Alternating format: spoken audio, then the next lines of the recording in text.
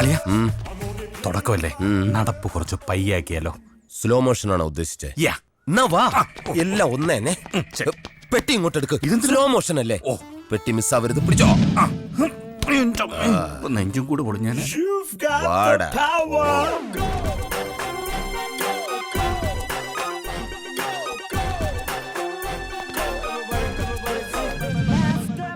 വട്ടിപ്പലിശക്കാരന്റെ വീടാണ്, കുറച്ച് മാന്യത കാണിക്കണം. അപ്പൊ ചവിട്ടി തുറക്കാല്ലേ? പിന്നെ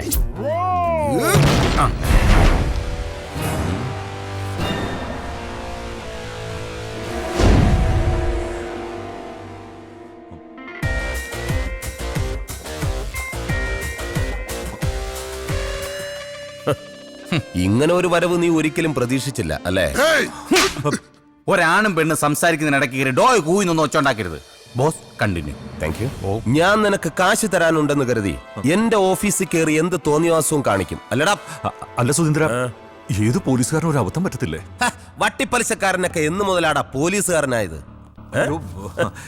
ഞാനൊരു ഉപമ പറഞ്ഞല്ലേ? ഉപമ പറയാ നീ ആരടാ? എഴുത്തച്ഛന്റെ ചെറുമോന്. മലയാളം പോലും വായിക്കാൻ അറിയാത്ത നിന്റെ വീട്ടിലെ ഇംഗ്ലീഷ് മാഗസിൻ, അവന്റെ മാഗസിൻ. ഗോപാലകൃഷ്ണ, ഓപ്പൺ ദ പണപ്പെട്ടി. ഓ, പണം സുധീന്ദ്രന് പുല്ലാടാ. ഇനി എന്റെ കൺമുന്നിൽ നിന്നെ കണ്ടാൽ നിന്റെ മുട്ടുകാല് ഞാൻ തല്ലി ഓടിക്കും കേട്ടോടാ. പൊന്നെ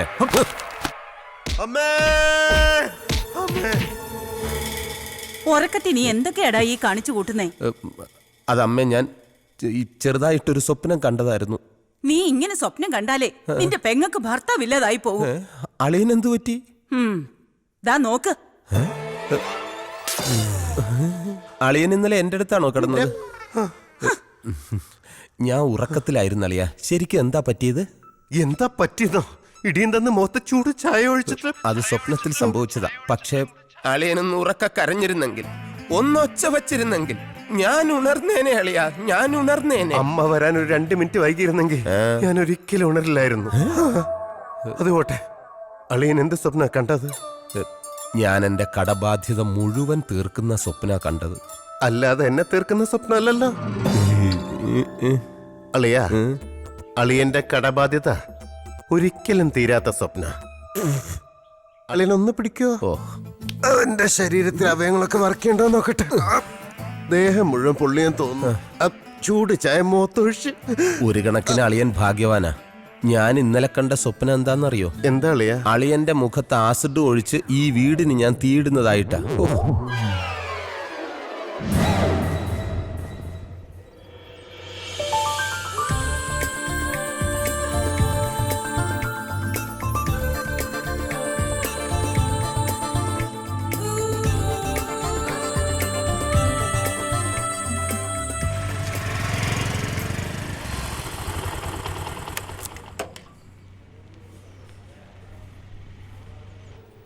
ഹലോ, മാളു എവിടെ? ഡ്യൂട്ടി കഴിഞ്ഞു. ഡ്രസ്സിംഗ് റൂമിലുണ്ടാവും. Thank you. Dressing room.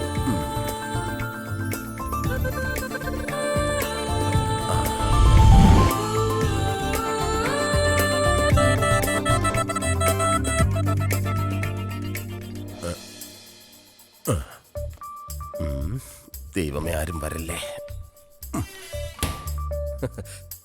Malu ചക്കരക്കുട്ടി. അയ്യോ സോറി,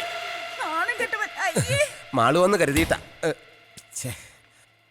ഇങ്ങനെയുണ്ടോ സ്ത്രീകള്?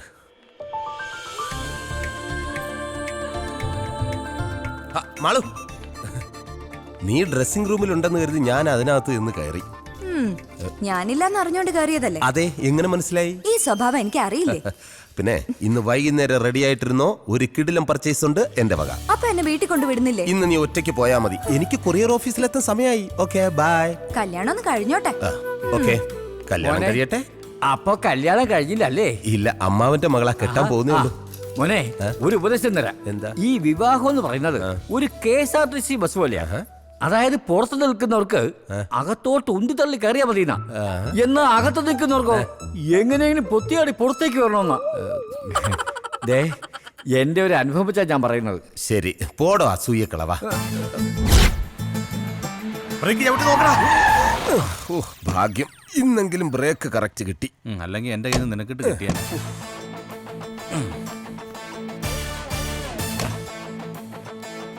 Good morning. Good morning. വെറുതെ നിൽക്കുവാണോ? അതെ, ഒരു ലോഡ് പാഴ്സൽ വണ്ടിയിലുണ്ട്, എല്ലാം എടുത്ത് ഇവിടെ വെച്ചേക്ക്. ശരി. വാ, സൂക്ഷിച്ചെടുക്കണടാ. ശരി. വെറുതെ അങ്ങോട്ടും ഇങ്ങോട്ടും നടക്കുക. Good morning, sir. Good morning. Good morning Jency. ഇതൊക്കെയാണ് വിശേഷങ്ങൾ. അതെ, പഞ്ചാര അടിച്ചുകൊണ്ട് നിൽക്കാതെ ഈ പാഴ്സൽ എല്ലാം പെട്ടെന്ന് സോർട്ട് ചെയ്യാൻ നോക്കാം. ശരി സാർ. ശരി. ജിൻസിക്ക് വല്ല കാര്യമുണ്ടോ അവനെ കയറി സാറേ സാറെന്നൊക്കെ വിളിക്കാൻ? പിന്നെ ഹണിമൂണൊക്കെ കഴിഞ്ഞിട്ട് എങ്ങനെയുണ്ട്? ആ കുഴപ്പമില്ലായിരുന്നു. വല്ല സംശയം ഉണ്ടായ നമ്മളോടൊക്കെ ചോദിക്കണേ. അതെ ചേട്ടാ, ഒരു കാര്യം ചോദിച്ചാ ആരോടെങ്കിലും പറയൂ? ആരോടും പറയില്ല, ചോദിച്ചോ. 2 വർഷം കഴിഞ്ഞ് കുട്ടികൾ മതിയെന്ന ഞങ്ങളുടെ തീരുമാനം. അതിനെന്താ ചെയ്യണ്ടേ? ഒന്നും ചെയ്യാണ്ടിരിക്കുക, ഏ? അതേ ഉള്ളൊരു വഴി. എന്നാലും പറയേ. ചേട്ടനൊന്നും പറഞ്ഞിട്ട് കാര്യമില്ല. എന്താ ഇത്ര അത്യാവശ്യം? എന്തെങ്കിലും പറ്റിക്കഴിഞ്ഞ നിന്റെ ചേട്ടനാ. എന്താ ഏട്ടാ? അയ്യോ, എപ്പോഴായിരുന്നു? ബോധം വീണോ? എന്താടാ? കരയല്ല ചേട്ടാ ഇങ്ങനെ. ചേട്ടാ സമാധാനിക്ക്. ഇതൊക്കെ എല്ലാവരും ജീവിതത്തിൽ ഉണ്ടാവുന്നല്ലേ ചേട്ടാ. ഞാൻ വരാം, പിന്നെ വരാം. ചേട്ടൻ വെച്ച് ചോദിച്ചു. കരയല്ലേ? എന്താ പ്രശ്നം? ചേട്ടന്റെ ഭാര്യ പ്രസവിച്ച് പെൺകുഞ്ഞാന്ന്. ഒരു പെൺകുഞ്ഞ് ജനിച്ചതിനാണോ നിനക്ക് നിന്റെ ചേട്ടനും ഇത്രയും ടെൻഷൻ? എടാ, പെൺകുഞ്ഞെന്ന് പറഞ്ഞാൽ വീടിന്റെ വിളക്കാണ്, അതറിയോ? ഇപ്പൊ തന്നെ 6 വിളക്കുണ്ട് വീട്ടില്. ഇതിനെല്ലാം കൂടെ എണ്ണ ഒഴിക്കാനുള്ള കാശ് നീ തരുവാടാ? കഴിഞ്ഞ മാസം ശമ്പളം ഇങ്ങനെ. നീ സമാധാനപ്പെടും. പാചകം കഴിക്കാൻ വേണ്ടി എല്ലാത്തിനും നല്ല മിടുക്കാണ്. കൊച്ചേ, കവർ വല്ലതും ഉണ്ടെങ്കിൽ അന്നേ. വിളക്കാണ് പോലും. ഇതാർക്കിത്? ബാബാ കല്യാണി. ബാബാ കല്യാണി, ബാബാ കല്യാണി. സ്വാമി ശരണം. അതെ, ഒരാൾക്ക് ശ്രദ്ധയില്ല. ഇത് ജെന്റിൽമാനാ, ഇവൻ കൊണ്ട് കൊടുത്തോളൂ. ദാ, പ്രിൻസേ, ഇത് കൊണ്ടുപോയി പുറത്ത് കളഞ്ഞേ. ഇതാരടി തെങ്ങന്തയൊക്കെ കൊറിയറിൽ അയച്ചത്? തേങ്ങയായിട്ട് അയച്ചതാന്നേ. മേൽവിലാസം കറക്റ്റ് അല്ലാത്തത് കൊണ്ട് ഇതിനകത്ത് കിടന്ന് മുളച്ചതാ. ഇനിയുണ്ട് ഒരു 10-16 എണ്ണം. ഇതെല്ലാം എടുത്ത് മാറ്റിയില്ലെങ്കിലേ കൊറിയർ ഓഫീസ് തെങ്ങും തോപ്പായിട്ട് മാറും. എടാ, ഇനിയെങ്കിലും നീ കറക്റ്റ് ആയിട്ട് അഡ്രസ് നോക്കി കസ്റ്റമർക്ക് സാധനം കൊടുക്കാൻ നോക്കേ. പോവല്ലേ ഞാൻ എപ്പം നോക്കിയാലും പോവല്ലേ. പെമ്പിള്ളാറെ വല്ലതും ഉണ്ടെങ്കിൽ ഒരെണ്ണം എടുത്ത് തന്നെ. എനിക്ക് മനസ്സിലായി. Ramani KP charms beauty parlour. Ramani KP charms beauty parlour. Charms beauty പാർലറിലെ Ramani KP. Come follow me, follow me.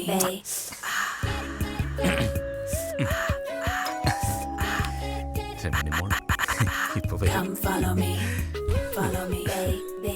ആരാ? ഞാൻ കൊറിയന്നാ. കണ്ടിട്ട് ആഫ്രിക്കയിൽ നിന്നാണെന്ന് കരുതി. കൊറിയല്ല, കൊറിയർ സർവീസ് കേട്ടിട്ടില്ലേ? Super fast courier. ഒരു കവർ ഉണ്ടായിരുന്നു. ഇങ്ങനെ തന്നേക്കും. സാറിനല്ല, പിന്നെ മാഡത്തിനാ. മേഡമോ? ആ, രമണി മാഡത്തിന്. രമണി മേഡമല്ല, മാനാ ഈ ഞാൻ. അയ്യേ, അതെങ്ങനാ ശരിയാവുന്നത്? രമണി എന്ന് പറയുന്നത് സ്ത്രീയല്ലേ? എടോ, എന്റെ മുഴുവൻ പേര് രമണീദാസൻ നായർ. എന്റെ ജ്യേഷ്ഠന്റെ പേര് ഗൗരീദാസൻ നായർ. എന്റെ അനുജന്റെ പേര് ശോഭനദാസൻ നായർ. ആ ഈശ്വര റായി സാറിന്റെ സഹോദരി ആവാതിരുന്നു ഭാഗ്യം. അതെന്താ? അല്ലെങ്കിൽ സാറിന്റെ അച്ഛൻ ആ സുന്ദരി കൊച്ചിന് ഭാർഗവൻ പിള്ള എന്ന് പേരിട്ടാനെ. ഒരാള് വന്നിരിക്കുന്നത് എന്നാ ഒപ്പ് വേണ്ട. ഒരൊറ്റ ഒപ്പിയുണ്ടല്ലോ, രമണി ചാച്ചഞ്ഞായേരി. വാതിലും തുറന്നിട്ടിട്ട് നിന്റെ അച്ഛൻ ഇത് എവിടെ പോയതാടി? ടിവിയുടെ മുമ്പിൽ കാണും. റോഡ് ക്രോസ് ചെയ്യുമ്പോ വണ്ടി ഇടിച്ചെന്നോ? എന്നിട്ട് ഹോസ്പിറ്റലിൽ കൊണ്ടുപോയില്ലേ? അവസാനം മക്കളെല്ലാം കണ്ടിട്ടാണോ മരിച്ചത്? എന്താ പറ്റിയച്ചാ? എല്ലാം പോയി മോളെ. ആക്സിഡന്റിൽ മരിച്ചു. ഈശ്വര, ആരാ അമ്മവാ? അത്തിമുറ്റത്തെ ജയന്തി. അതാരാ അമ്മവാ? ആ കുങ്കുമപ്പൂവിലെ പ്രൊഫസർ ജയന്തി. ആദ്യം ആ രുദ്രൻ, പിന്നെ ജയന്തി. ഇത് ഞാൻ എങ്ങനെ സഹിക്കും? നിന്റെ അച്ഛന് സീരിയൽ ഭ്രാന്ത് തീർന്നില്ലേ? നിങ്ങൾ കുറെ നേരമായി വന്നിട്ട്? ഇല്ലമ്മാവാ, കുറേ നേരം ആയേ ഉള്ളൂ. ആ, നീ പോയി ചായ എടുക്ക്. ആ, നീ ചായ കുടിച്ചിട്ട് പോയാ മതി. പോയിട്ട് അത്യാവശ്യമുണ്ട്. ആ അതെ, എന്താ? പരസ്പരം കാണണം. നമ്മള് ഇപ്പൊ കണ്ടില്ലേ? നല്ല സീരിയലാ, തുടങ്ങാറായി. ഞാൻ കാണാൻ പോവുക. ഇങ്ങനെയുണ്ടോ സീരിയൽ ഭ്രാന്ത്?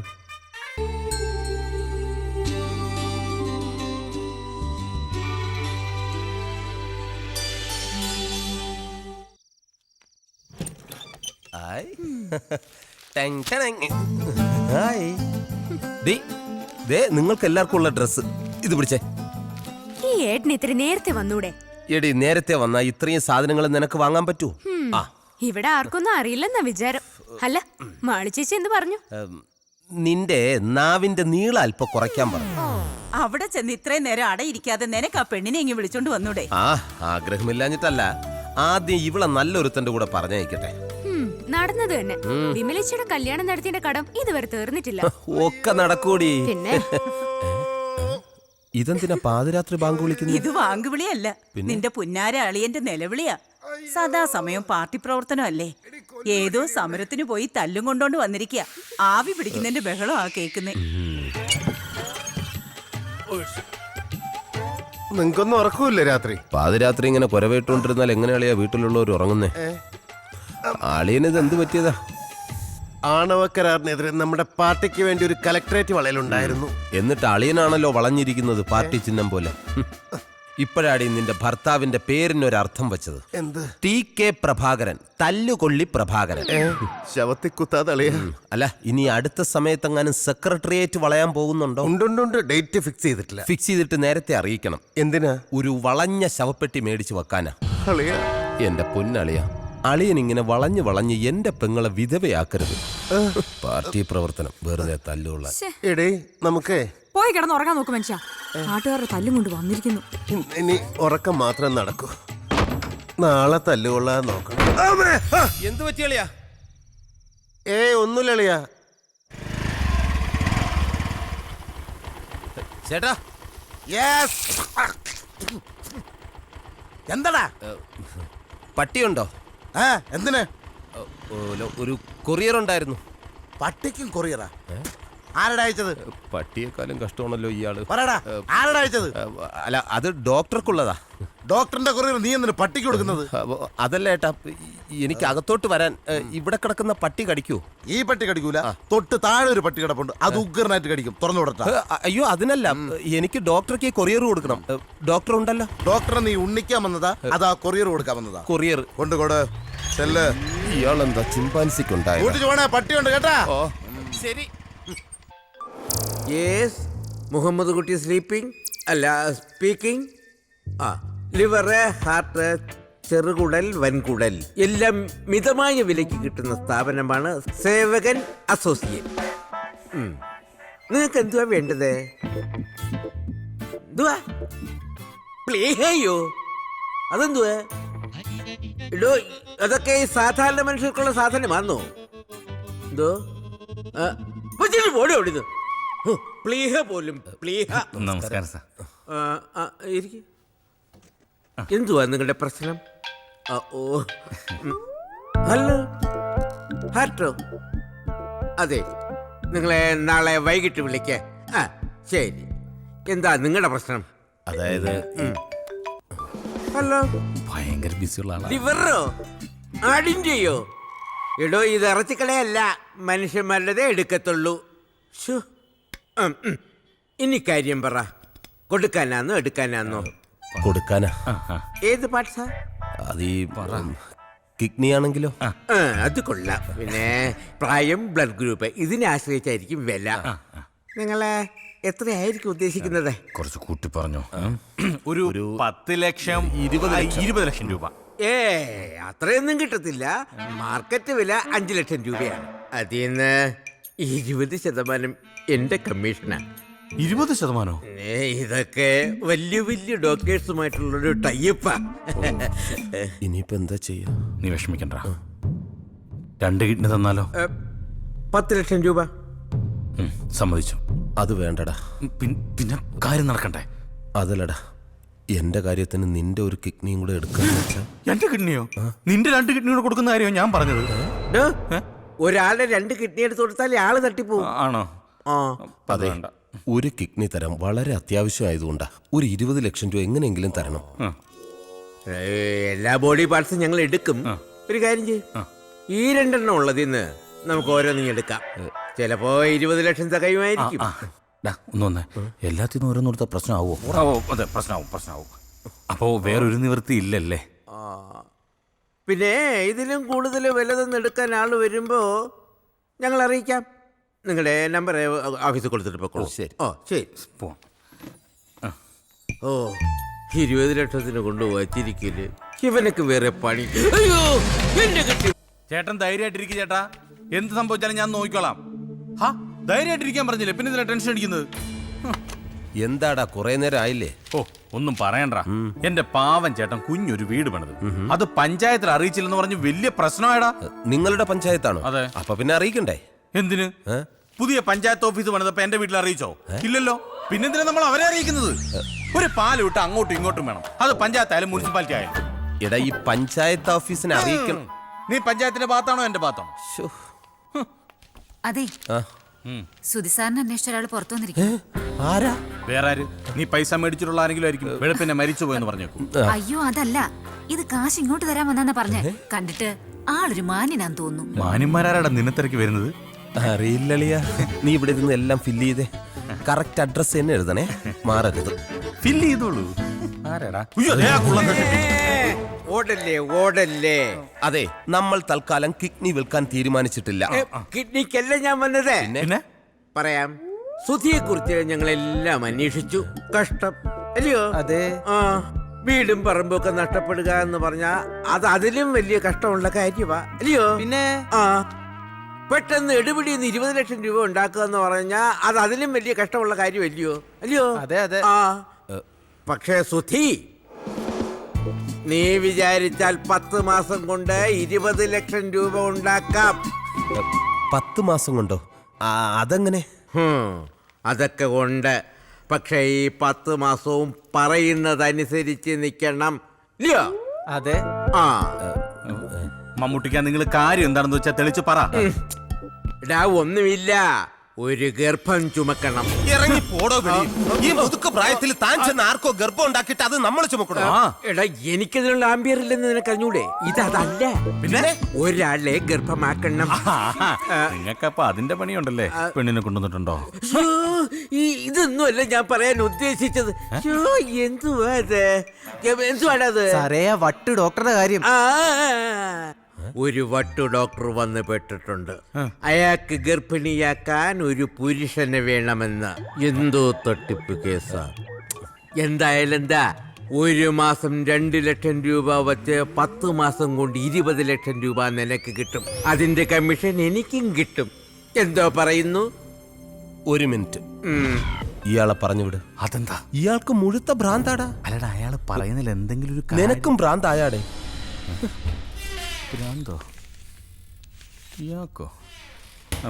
കട സ്ഥലം എവിടാന്നാ പറഞ്ഞേ? ഊളൻ പാറ. ആളെ നോക്കുന്നതിന് മുമ്പ് ഇയാളെ കൊണ്ട് മരുന്ന് കൊടുക്കടാ. സർ, പറഞ്ഞതിലും കൂടുതൽ പണം സാർ എനിക്ക് തന്നു. എന്റെ ബാധ്യത മുഴുവൻ തീർത്തു. ഈ കട ഞാൻ എങ്ങനെ വീട്ടും സാർ? എന്താ സുധി ഇത്? തൻ്റെ ഒരു ആവശ്യം കണ്ടറിഞ്ഞ് ഞാൻ സഹായിച്ചു. പകരം എന്റെ പരീക്ഷണത്തിന് താൻ എന്നെയും സഹായിക്കുന്നു. അത്രയല്ലേ ഉള്ളൂ. അല്ല ഡോക്ടറെ, എനിക്കൊരു സംശയം. ഈ പരീക്ഷണം പരാജയപ്പെട്ടാല് ഞങ്ങൾ ഈ കാശ് തിരിച്ചു തരണോ? വേണ്ട. മാത്രമല്ല, ഞാൻ നിങ്ങൾക്ക് ബാക്കി തരാനുള്ള പണം മുഴുവൻ തരികയും ചെയ്യാം. അതാണ് ഞാൻ പറഞ്ഞില്ലടാ, പൈസയുടെ കാര്യത്തിൽ ഡോക്ടർ നല്ല സന്മനസ്സുള്ള ആളാണെന്ന്. അങ്ങനെയാണ് ഡോക്ടർ. ഒരു സംശയം കൂടി. ഈ പെണ്ണുങ്ങൾ ഗർഭം ധരിക്കുമ്പോഴാണല്ലോ ഗർഭിണി എന്ന് വിളിക്കുന്നത്. അതെ. അപ്പൊ ആണുങ്ങൾ ഗർഭം ധരിച്ച് എന്ത് വിളിക്കും? ഗർഭിണെന്നോ? അത് നമുക്ക് ഗർഭശ്രീമാൻ എന്ന് വിളിക്കാം. ഗർഭശ്രീമാൻ. അത് കൊള്ളാം. ഗർഭശ്രീമാനെ അത് കൊള്ളാം. ഞാൻ സുധീന്ദ്രന്റെ അവസ്ഥ മുതലെടുക്കുകയാണെന്ന് തോന്നുന്നുണ്ടോ? ഡോക്ടർ എന്താ അങ്ങനെ ചോദിച്ചേ? അല്ല, ഒരു കാരിയർക്ക് വേണ്ടി ഞാൻ പല സ്ഥലത്തും അന്വേഷിച്ചു, പലരെയും കണ്ടു. പക്ഷേ ഒന്നും അങ്ങോട്ട് ശരിയായില്ല. അങ്ങനെ ഇരിക്കുമ്പോഴാണ് വളരെ അപ്രതീക്ഷിതമായി സുധീന്ദ്രൻ എൻ്റെ മുമ്പിൽ വന്ന് പെട്ടത്. അല്ല, നമ്മളിവിടെ ഒന്ന് റിലാക്സ് ചെയ്യാൻ വന്നതല്ലേ? എടുത്ത് കഴിക്കേ. അതെ, കഴിക്ക്. അതെ, ഒന്ന് ചിയേഴ്സ് അടിച്ചേ. മുട്ടിക്ക്. ചിയേഴ്സ്. ചിയേഴ്സ്.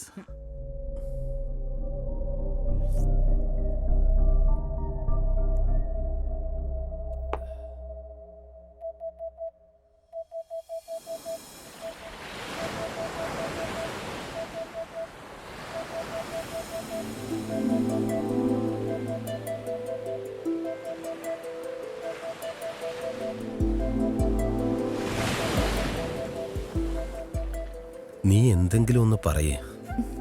സുധിയേട്ടന് പോയേ തീരൂ അല്ലേ?